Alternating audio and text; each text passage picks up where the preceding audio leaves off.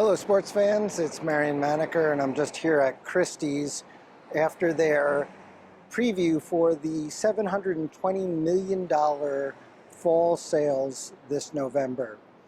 We're going to go through some of the top lots in a minute, but I just wanted to give you an overall sense of the market, which is surprisingly, there's a lot of expensive work on offer, and even with all the terrible things going on in the Ukraine, the Middle East, and elsewhere, there still seems to be a pretty dramatic appetite for art.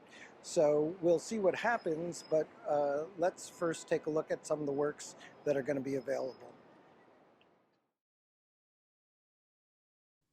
Christie's top lot is a late Monet Nymphéas, painted in 1917.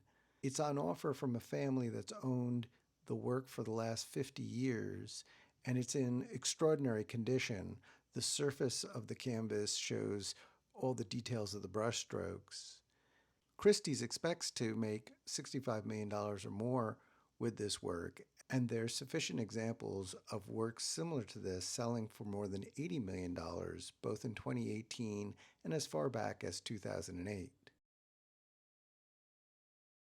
Francis Bacon's Figure and Movement was painted in 1976, 5 years after George Dyer, who's depicted in the painting, committed suicide. Dyer was Bacon's lover, and the painting was purchased a year later by its current owner, who's now selling with expectations of making $50 million. There's already a third-party guarantee, so that's likely to be the case, as well as a similar painting, both in year and in composition, was sold in 2018 for just under $50 million. A major highlight of Art Basel's Paris Plus Art Fair in October was the opening of Fondation Louis Vuitton's retrospective of Mark Rothko's work. That makes this the perfect time to sell a painting that was once owned by Bunny Mellon. The work is expected to sell for $45 million.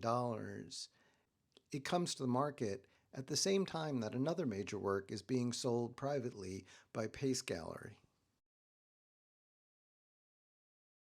This Cézanne still life, which Christie's specialist Max Carter calls one of the finest ever to come to auction, was purchased by Sidney and Jenny Brown in 1933. It's being sold as part of a deaccessioning of the Longmont Museum to fund an endowment for the future of the museum. It is the consigners and Christie's hope that this still life will do so well on the market that not only will it fund the endowment, it will also help pay a restitution to the family of Jacob Goldschmidt, the art dealer who had to flee Germany and whose sale under duress was discovered as part of the sale process. Christie's restitution team brokered a deal between the museum and the heirs, and now the work will be sold, one of 3 Cézanne works being deaccessioned from the museum. With luck, the first will sell and fund both the endowment and the restitution, leaving the other 2 to go back to the museum. Andy Warhol chose images of Jacqueline Kennedy in mourning after the assassination of her husband, John F. Kennedy, in 1963, as the apex of his Death and Disaster series. He literally made hundreds of small canvases of 8 different images silk-screened in different colors.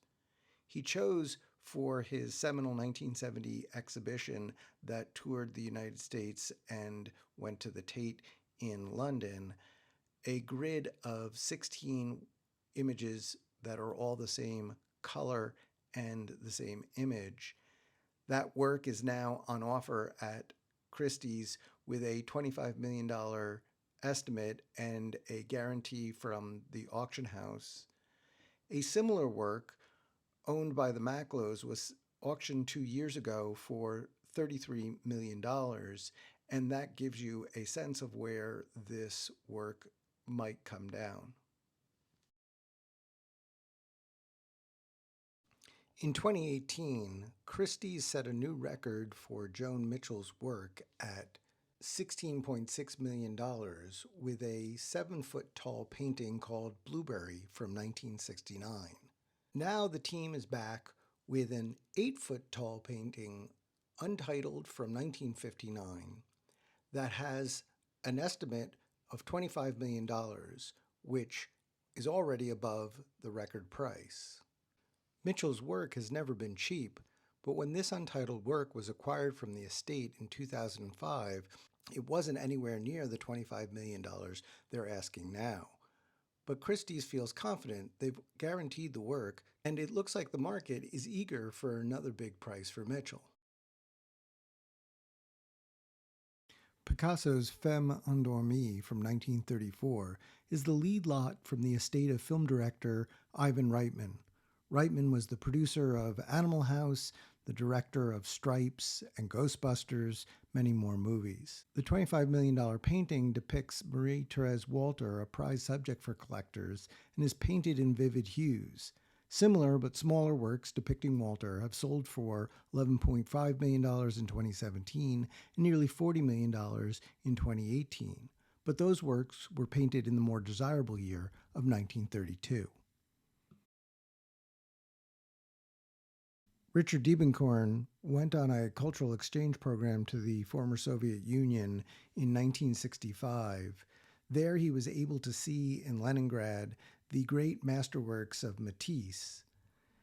It inspired a painting called Reflections of a Visit to Leningrad, where he was able to reconcile his interest in figuration and the overwhelming effect of abstraction on American painting. The work is a clear precursor to the Ocean Park series of abstract paintings Diebenkorn would make for the rest of his career. Although there's been a dramatic rise in Diebenkorn's prices over the last 5 years, nothing of this quality or significance has come on the market. It's already priced to set a new record once fees are calculated, and it carries a third-party guarantee.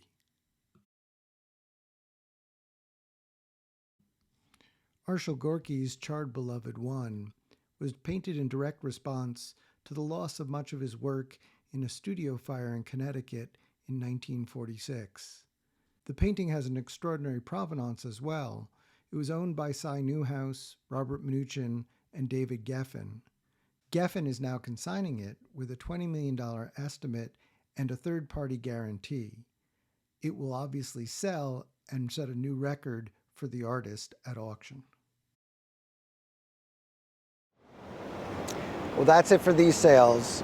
If you want to find out what happens, subscribe to artelligence.substack.com or like and subscribe to this channel. It really helps a lot. Thank you, and we'll see you soon.